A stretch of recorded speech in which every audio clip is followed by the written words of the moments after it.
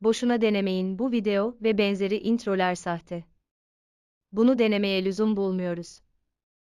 Sahte bir video. Boşuna zaman kaybı. Eğlenmek istiyorsanız o başka tabii.